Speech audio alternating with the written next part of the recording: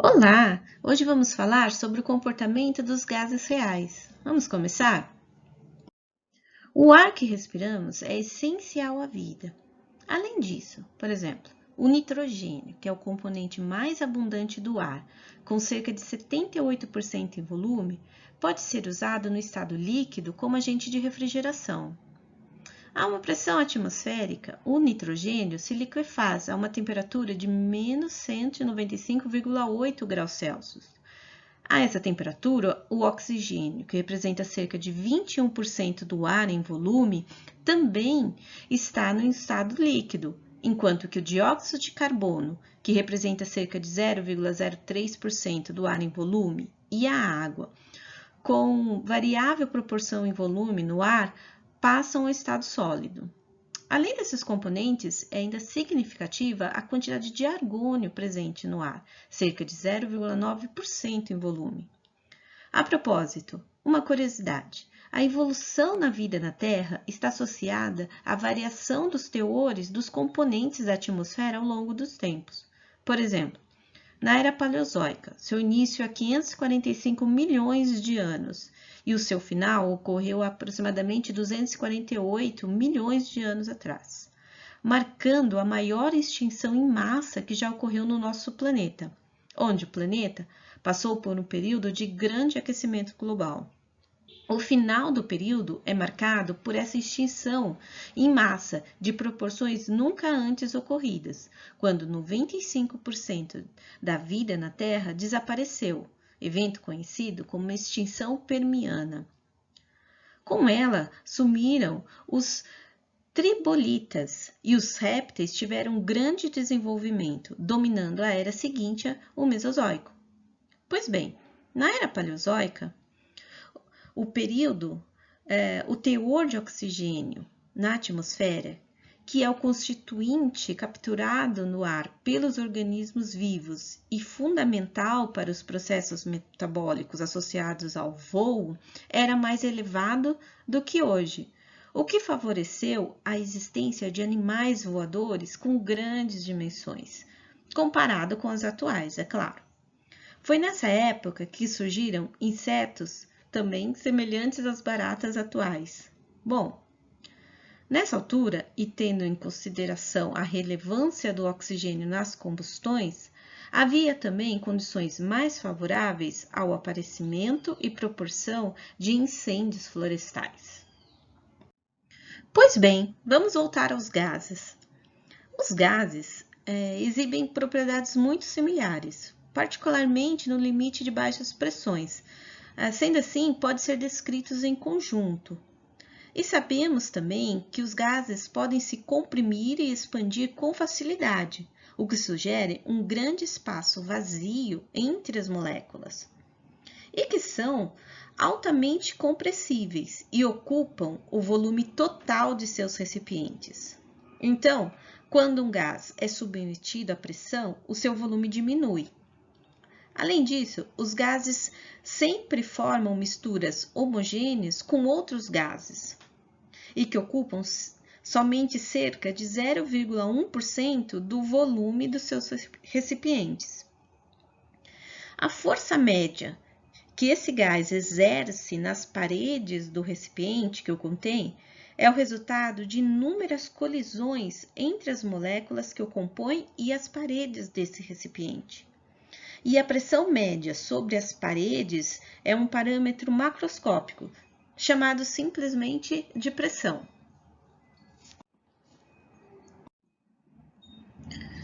Então, chegamos às leis dos gases. Quando falamos no estado gasoso, conhecemos importantes relações matemáticas que relacionam as variáveis de estado, como, por exemplo, lembrando a lei de Boyle, onde o volume de uma quantidade fixa de gás numa temperatura fixa é inversamente proporcional à sua pressão. Além disso, temos a lei de Charles, onde diz que para uma quantidade fixa de gás mantida a uma pressão constante, o volume é diretamente proporcional à temperatura. Além disso, temos a lei de Gay-Lussac, onde a pressão para uma quantidade fixa de gás mantida a volume constante é diretamente proporcional à sua temperatura. Não podemos esquecer do princípio do Avogadro, onde volumes iguais de gases a uma mesma temperatura e pressão contêm o mesmo número de partículas. E, por fim, chegamos à lei de Dalton. Dalton mostrou que a pressão exercida por uma mistura de gases ideais é a soma das pressões que cada um deles exerceria individualmente se ocupasse o mesmo volume sozinho. Em outras palavras, a pressão parcial de um gás está relacionada à pressão total da mistura de gases, através da fração molar de cada um desses gases. Chegando ao exemplo da equação mais conhecida, a equação dos gases ideais, onde a pressão vezes o seu volume é igual ao quê? Ao número de mols vezes a constante universal dos gases, ainda multiplicado pela temperatura. Essa equação se aplica bem quando o gás se comporta como moléculas que se movem livremente, isto quer dizer, não há interação entre as moléculas do gás, o que é uma boa aproximação da realidade quando trabalhamos sob pressões de uma atmosfera ou até menos, e mesmo com variações de temperatura fora da temperatura ambiente. A equação dos gases perfeitos é ensinada desde o nível pré-universitário, como sendo uma aproximação aceitável à equação dos gases reais. Mas sabemos que quando a temperatura diminui, gases reais se liquefazem e depois tornam-se sólidos, sob influência das forças intermoleculares atrativas, nunca ocupando um volume nulo, lógico, devido às forças intermoleculares repulsivas, e que líquidos e sólidos são muito difíceis de se comprimir. Assim, quando os gases são submetidos a altas pressões ou baixas temperaturas, as interações intermoleculares passam a ser significativas. Compare as isotérmicas de um gás real e de um gás ideal. Assim, os gases passam a desviar o comportamento ideal e devem ser introduzidas correções na equação geral dos gases. Isso pode ser feito por meio de um fator Z ou de compressibilidade, tal que PV é igual a ZnRT.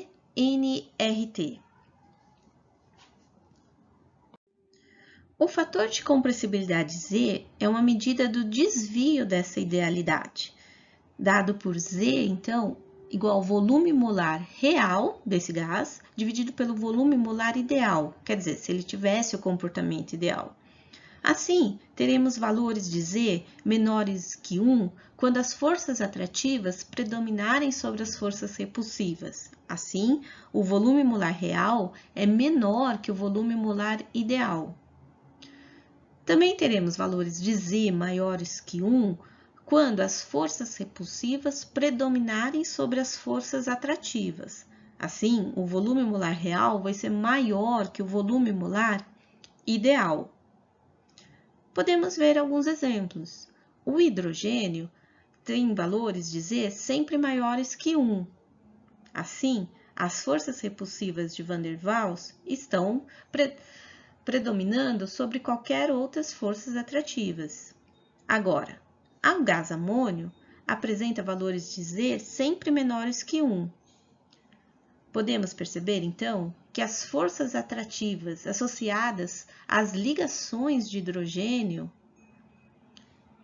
predominam sobre as forças repulsivas.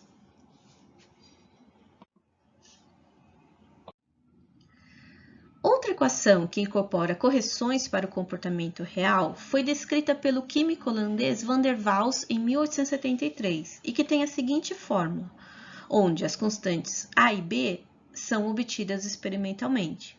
Vamos compreender o que ela quer dizer. Durante uma colisão, os átomos se aproximam até uma distância de contato, tal que as cargas nucleares passam a atrair os elétrons dos átomos vizinhos, provocando o surgimento de dipolos instantâneos ou dipolos induzidos.